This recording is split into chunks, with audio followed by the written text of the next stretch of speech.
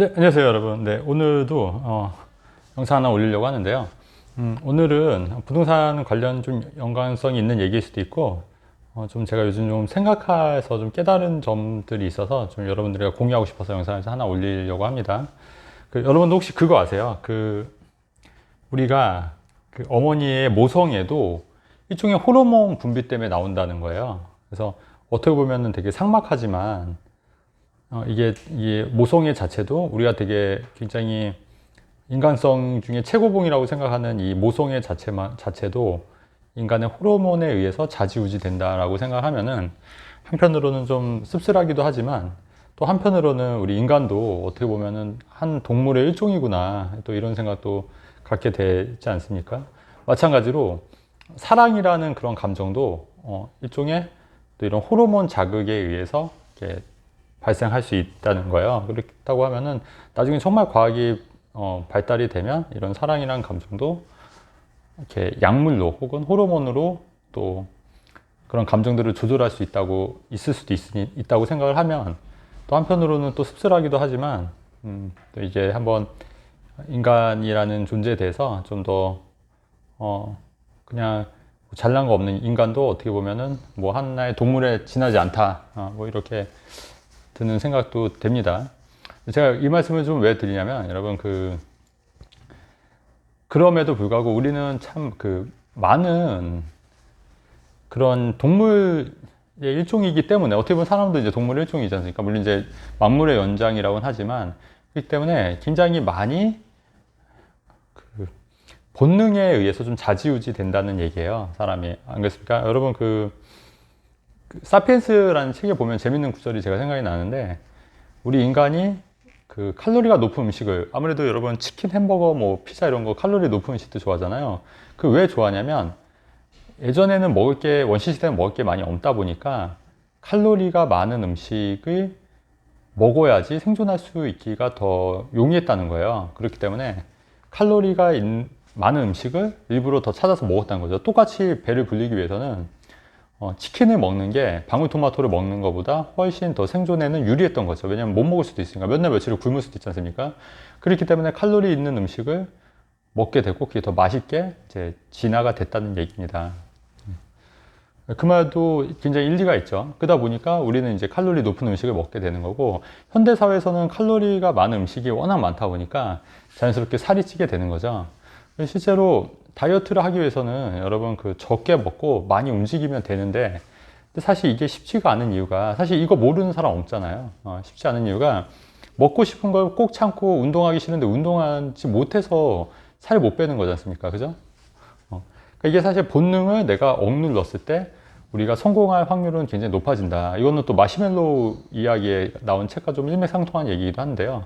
내가 하나를 먹을 게 아니면 좀 기다렸다 두 개를 먹을 게 했을 때 내가 좀 기다렸다 두 개를 먹고 그러니까 자기의 본능을 좀 누르고 하는 사람들이 훨씬 더 성공할 확률이 높다는 거예요. 그러니까 우리 인간은 이런 본능적인 모습과 또 이거를 의식적으로 본능을 누르고 행동하고 실천하는 사람들은 오히려 성공 확률도 높다는 얘기입니다. 네. 하지만 이런 본능의 힘이 굉장히 무섭다는 것도 말씀드렸듯이 인간의 사랑이라든가 심지어 모성애 조차도 인간의 어떤 본능이지만 또 호르몬에 좌지우지 되는 그런 본능의 하나의 일종이다. 이렇게 생각하면 참 그것도 본능의 힘이라는 게 상당히 무섭구나. 또 이런 생각을 하게 되는 거거든요.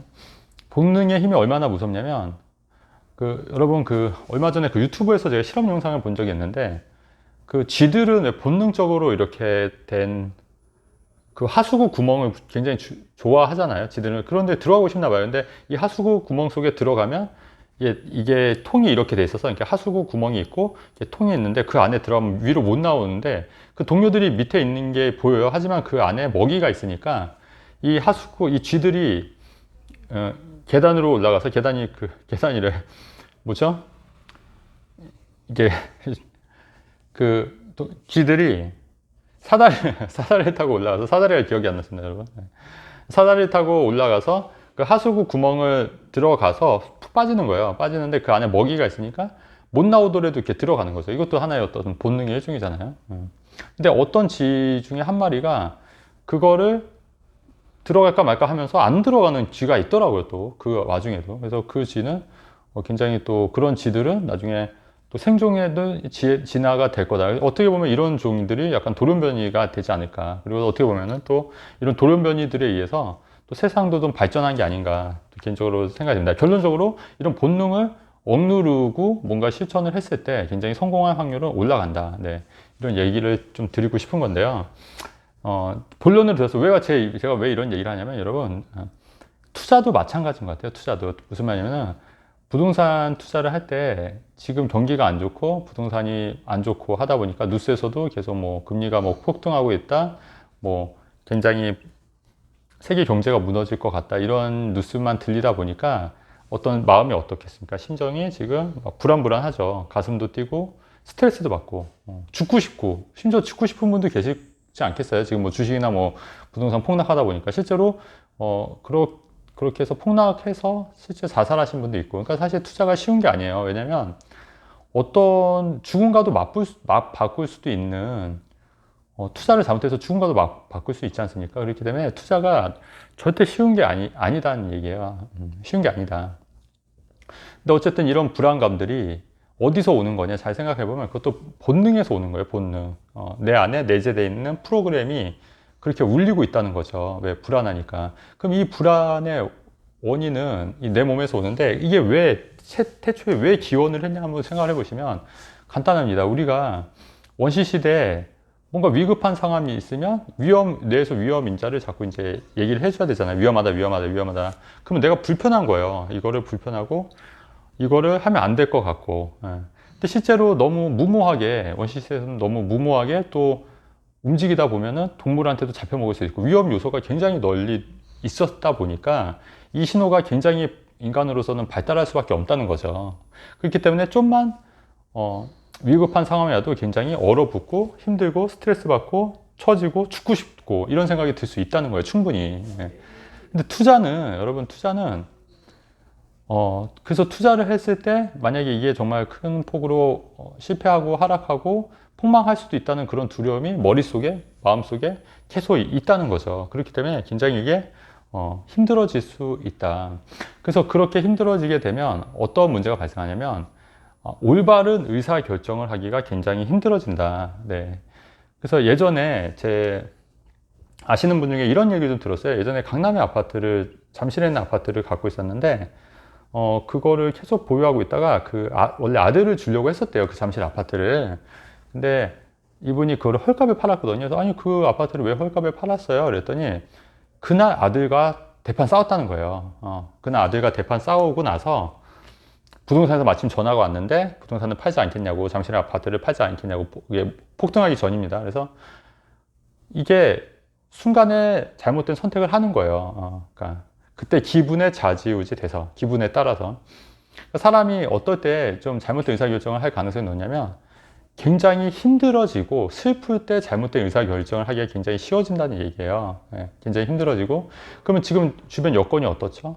굉장히 힘들어지는 여건이지 않습니까? 그리고 앞으로 더 힘들어지는 여건이 될 수밖에 없다는 거예요. 그러면 내가 굳이 이거를 안 팔아도 되는데, 안 팔고 좀만 더 버티면 되는데 괜히 이런 부담감 때문에, 이런 스트레스 때문에, 괜히 내재되어 있는 이런 본능 때문에 그거를 꾸역꾸역 억지로 팔려고 한단 말이죠.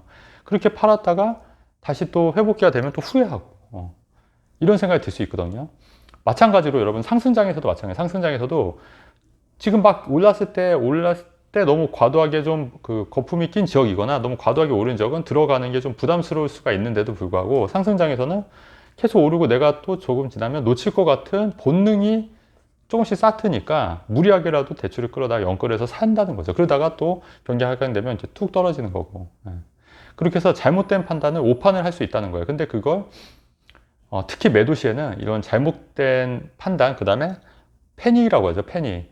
주식도 똑같거든요. 주식도 패닉 상황에 돼서 고수들은 오히려 그걸 쓸어 담는 거예요. 그거는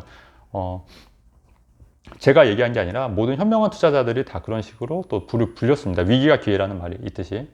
근데 매도하는 입장에서는 패닉 상태가 빠지면 그냥 헐값에라도 빨리 처분하고 싶은 거예요. 어찌됐건. 왜냐면 그거를 빨리 벗어나서 내가 스트레스를 안 받고 신경을 안 쓰고 싶은 거죠. 왜냐면 죽고 싶지 않으니까, 사람이. 생명과도 연결이 돼 있으니까. 너무 힘드니까. 그렇지 않습니까? 그러니까 그런 것들이 다 내가 본능을 잘 캐치하지 못하고 억누르지 못해서 생기는 거다. 전 개인적으로 그렇게 좀 생각을 합니다. 자, 그래서 오늘 좀 이렇게 좀 얘기가 좀 산천포로 빠진 면도 있는데, 그래서 여러분들 뭐 제가 드리고 싶은 얘기는 그거예요. 지금 뭐 경기 굉장히 안 좋고 뭐 불안불안하죠. 뭐 러시아, 우크라이나도 뭐 전쟁할 수 있고. 그래서 제가 너무 시장을 낙관적으로 보라는 얘기는 아닙니다. 아니지만 이런 상황들을 면밀히 좀 주시하고 또 대외적인 상황, 대내적인 상황도 잘 주시하는데, 그렇다고 너무 내가 마음이 불안해서 어찌할 바를 모를 정도로 불안해서 내가 잘못된 선택을 하시는 거는 아니지 않냐. 그렇기 때문에 그런 마음이 들면 한 번 더 제가 한 말을 좀 더 마음속 깊은 곳에서 한번 이해를 해보고, 아, 내가 어떤 의사결정을 하는 게 나을까. 그리고 정말 이런 불안한 그 세계 경제가 안 좋고 최악의 경우가 왔을 때 내가 과연 버틸 수 있는가 없는가, 이런 거를 한 번 더 꼼꼼히 한번 체크를 해보시고, 어쨌든 저는 그렇게 생각해요. 항상 최악의 경우만 견딜 수가 있다면 투자를 할 만하다고 생각하거든요. 근데 내가 최악의 경우에도 견딜 수가 없다고 하면은 그런 최악의 시나리오를 써보고 생각해보고 그걸 견딜 수 있다 하면은 지금 좀 힘들어도 좀 꾹 참고 버티시는 게 또 맞지 않겠나, 좀 그렇게 생각을 해서 이번 영상을 찍었습니다, 여러분. 네. 대본을 쓸까 말까 하다 그냥 대본 없이 얘기했는데도 이렇게 뭐 나쁘진 않은 것 같아요. 어쨌든 영상은 여기까지 하도록 하고요. 아까 그 사다리가 갑자기 생각이 안 나서 계단이라고 표현했는데, 사다리 이제 가끔 이렇게 깜빡깜빡 합니다. 네. 그래서 저도 이제 이런 여담이긴 한데, 이런 상담이나 이런 컨설팅 이것도 제가 좀 약간 이렇게 총명할 때까지만 해야 될 것 같고, 이게 약간 이렇게 좀 정신적으로 흐릿흐릿해지면 당연히 하면 안 되겠지 않나, 그렇게 생각하고, 그렇게 위해서 저도 열심히 또 오래오래 상담하기 위해서 열심히 또 노력해야 되지 않겠나, 또 이런 생각도 하게 됩니다. 네. 영상은 여기까지 하고, 내용 좋으면 좋아요, 구독하기 누르면 감사하겠습니다, 여러분. 네, 감사합니다.